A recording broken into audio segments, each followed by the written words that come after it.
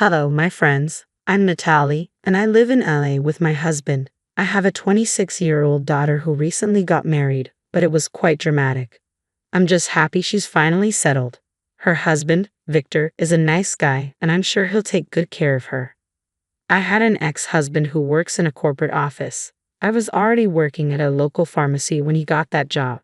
He was always very relaxed and indifferent, like the typical man, while I was the typical woman. We fell in love quickly and got married. But our marriage became boring over time. He'd leave for work early, come back, talk a little, and then go to sleep. I don't understand why people like this want to get married. Our relationship had no middle ground. It was either extreme love with parties and gifts or cold silence. I expected a typical love marriage that would start fresh and fade as we got used to it, but I didn't expect such extremes. When Robert and I tried to have a baby, I had many complications and miscarriages. The doctor told us that Robert had an untreated condition his parents had ignored, making him sterile. I wasn't hurt, but Robert couldn't handle it. He felt humiliated and stormed out of the clinic. When I got home, he wasn't there. He came back late at night. "Where were you?" I asked. "With James and Colby." "Why?" "Because you were mad at what the doctor said." "Are you a child, Robert?" "Don't bring that up. I don't care what he says. We will keep trying, okay?" "Are you insane? I've gone through enough pain. I can't do this again, please." "Then what do you want from me, woman?" "I'm asking you to consider other possibilities. We can try IVF or adopt. There's a beautiful orphanage nearby. We could visit together." "Do you hear yourself? You want someone else's sperm inside you? The baby might not look like me, and I don't want someone else's child. We don't know how they'll turn out. Let's take a break and try again." "How pathetic. You took a vow for me. You are hilarious. When you said you loved me, you probably lied to my face. You're sleeping on the couch tonight." I ended the conversation and went to our room, slamming the door. I couldn't believe Robert's poor thinking. He never showed this side of himself before. If he had, I would have thought differently. I always believed marriage should bring happiness and fulfillment, but my experience with Robert shattered those expectations. We were married for 3 years, and despite everything, a dark cloud always hung over our relationship.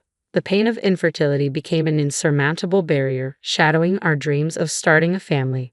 Robert was against adopting or trying IVF, and this gradually destroyed my happiness. I yearned for the joy of motherhood, the sound of children's laughter in our home. "Are you going on another trip? Didn't you say the last one was it?" "I need to clear my head. Why don't you go to your mother's for a while? Maybe a woman-to-woman talk will help you think rationally. Plus, you need a break from all this." "And where are you going this time?" "The Maldives. A friend of a colleague has a nice hotel and invited him and his friends. So, I booked a ticket. I hit the jackpot. He said he'd pay for everything. I just need to cover the extras not included." "Did you ever consider that your wife might need a trip too?" Robert glanced at me slightly, his fork paused, his eyes sharply observing the table. "Where's the soap? And the pasta isn't salted. Can you give me some, Robert?" "I'll just shut up. The problem is with me, okay? I'm in more pain than you. Why do you keep whining in my ears like a spoiled 6-year-old? Oh, how mature of you, Robert. Do you even see what I'm going through? I try to take care of your needs and everything else. I've given my all. What are you giving me?" Robert glared at me, then took his plate and went to the couch to watch TV. I sat there silently, contemplating my future with a man who doesn't care about my feelings. My friend Lola has always been a constant support. She came to visit me when Robert was at work. "I'm so happy you took a day off today. We needed this," she said. "Yeah, I guess. So, how's everything with Robert?" I sighed, feeling like I always dragged her into my mess. "Natalie, you've seemed distant lately. Is everything okay between you and Robert?" "It's been hard, Lola. Ever since Robert found out he's sterile, he's become emotionally distant. It's like he's lost his sense of self and shut me out." Lola placed a comforting hand on my shoulder. "I can only imagine how difficult this must be for both of you. Infertility can take a toll on even the strongest relationships. Have you talked to him about how you feel?" "I've tried, but he shuts down whenever I bring it up. He's built this wall around himself, and I don't know how to break through it." Lola's eyes were full of empathy. "Natalie, it's important to remember that Robert is dealing with his grief and feelings of inadequacy. He might need time to process his emotions, but that doesn't mean you have to face this alone. I miss the connection we used to have. We were always there for each other, and now it feels like he's slipping away." You're right to feel that way, Natalie. Sometimes people need a reminder of the love and support they have. Have you considered couples therapy? It might help bridge the gap between you two. I never thought about that. Maybe therapy could provide the space we need to heal together. Thank you, Lola. I needed this perspective. When I talked to Robert about therapy, he got more agitated. So now I'm one of your gossip topics, huh? You're getting me wrong. I just needed to vent, and Lola is a nice girl. She would never make a big deal about it. Talking about my vulnerabilities to other people is not funny, Natalie. You know how I feel about that, yet you still did it. I'm sorry, but can you please not yell at me? I was really worried about you and just wanted to help. I love you. If you did, you wouldn't have done this. He didn't have dinner that night and went straight to sleep.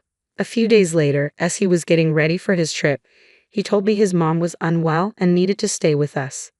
We have 2 bedrooms. She can stay in the guest room, he said. I'm not upset about it, but it'll be hard for me to manage everything since I have a job too.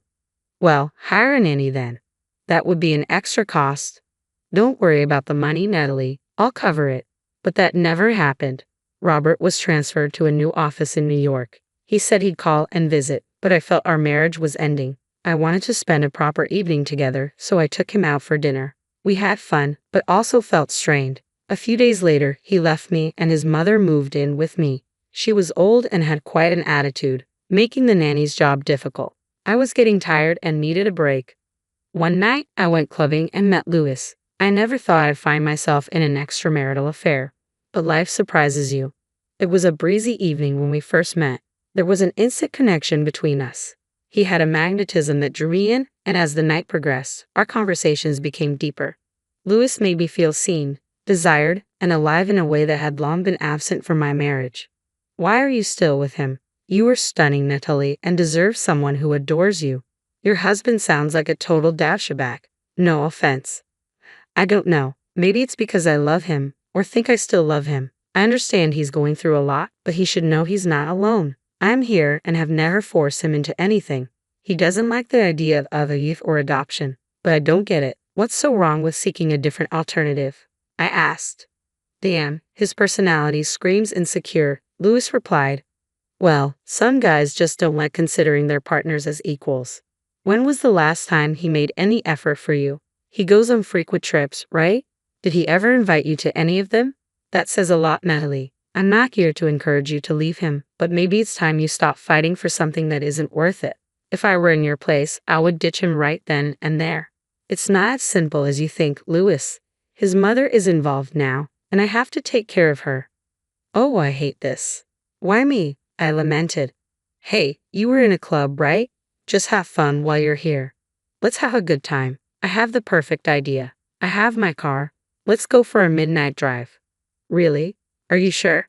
Yeah. Your nanny is taking care of your mom, so you don't have a curfew. Come with me, we'll get some greasy fast food, lie under the stars, and talk. Sounds good. Sounds cute. I don't mind at all. As time went on, our encounters became more frequent. Our stolen moments were filled with giggles and whispered confessions. The affair became a dangerous dance, a delicate balance between the guilt that gnawed at my conscience and the intoxicating allure of forbidden love. Meeting in secret locations hidden from prying eyes only added to its charm. Each encounter left me craving more, but the guilt weighed heavily on me. I couldn't resist the magnetic pull toward Louis. The consequences began to sink in when Robert video called me.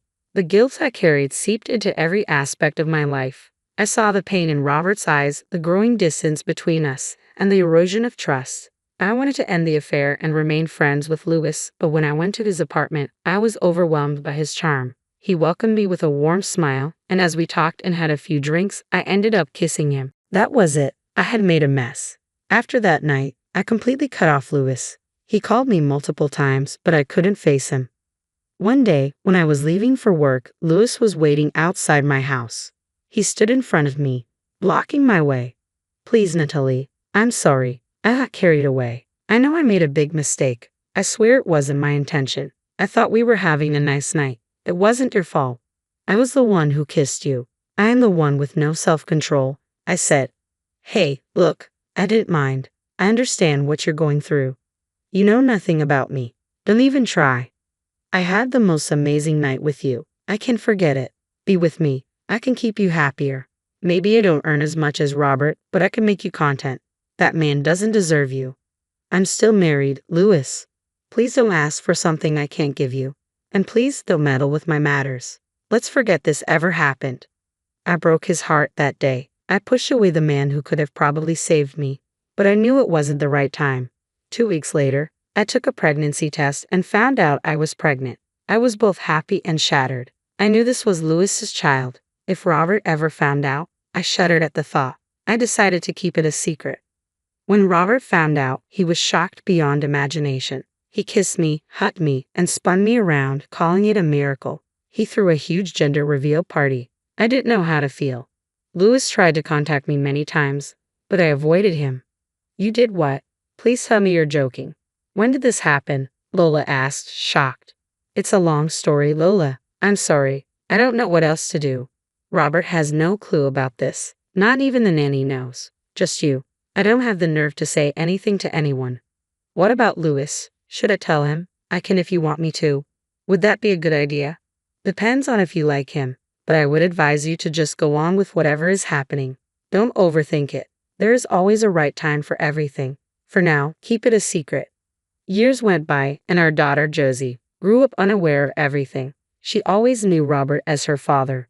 Robert didn't change much as he got older. He was still the same. He only talked to Josie and sometimes made fun of me in front of her. Every time I asked him why he did that, he said it was harmless. He created an invisible wall between us. The weight of my secret grew heavier with each passing day, suffocating me under its immense burden. I watched Robert interacting with Josie, hoping my indiscretion would remain hidden forever, sparing us all from the unimaginable pain that would follow. As more years went by, the facade I had carefully constructed began to crumble, and I knew the time for secrets had come to an end. We were planning Josie's wedding. Time flies. One day, they were sitting in the living room when I entered and asked Josie to excuse us. Maybe because I was shaking a lot, Josie left immediately. What is it, hon? Something wrong? Well, if you have nothing to say, there are a few things I need to discuss. First of all, my salary has been cut. His voice faded in my head. Jesus, did you even hear what I said? My money has been cut down. We need to save up. How much do you have in your bank? Also, my mother's allowances. Can you please shut up? I have something to tell you. I interrupted. With a heavy heart and trembling hands, I confessed the truth to Robert, laying bare the web of lies that had ensnared us both. The anguish in his eyes mirrored the pain that now consumed me. The man who had never truly loved and supported me had been betrayed in the most unforgivable way. I forced myself to forget Louis, but deep down, I knew I loved him. He wrote me an email every year asking how I was doing. All I could say to him was to forget me. It felt unfair to Louis. You did what? You heard it. I don't want to repeat it. You're telling me that Josie isn't my daughter? No, she isn't. Then whose daughter is she? Which brat did you sleep with? Tell me. That is none of your business. Robert stood up violently, shaking the objects on the table. Josie heard the noise and came running, startled by the sudden shift in tension. What on earth? Why are you two fighting? Why don't you ask your filthy mother who your real father is? Come on, Natalie. Tell your beloved daughter who you slept with years ago. Josie, please, I will explain everything later. No, you will explain everything now, sentence by sentence. I want her to witness what a filthy mother you are. Dad, please stop saying things like that to her. I want things to be settled peacefully. I'm extremely confused and stressed right now. First, tell me, why did you do this? Why did you cheat on me? You were a terrible husband to me all those years. You were nothing but a self-righteous, arrogant, unsupportive, egotistical, and unsympathetic man. All you did was protect your pride, but look where that ended up. You know what? I don't regret a single thing I did. He was twice the man you could ever be. Robert was so enraged he wanted to lunge at me, but the nanny and Josie both defended me. Ultimately, he left the house in a burst of anger. The next day, he sent an email saying he wouldn't fund anything for Josie's wedding and wouldn't attend. I felt extremely bad for Josie, but I knew I had the willpower to make her wedding a success. I couldn't hold it in any longer. I contacted Louis and told him everything. I made simple arrangements and knew how to give Robert a lesson. A week later, I called Robert. Why the hell are you calling me? I've already told you I am not. Oh no, I just called to say that I dismissed the nanny. Your mother is probably alone right now, and I have left with my stuff, so the house is yours. Do whatever you want. I just don't give a damn. Wait, what do you mean you left? And what about mom's allowance? Not my headache anymore. She is a pathetic person anyway, gave the nanny an extremely hard time. Plus all the bills and stuff will be paid by you from now on. I am not doing it. You escaped your marriage and responsibilities all these years. Now, let it come and bite you back. Wait a second, Natalie.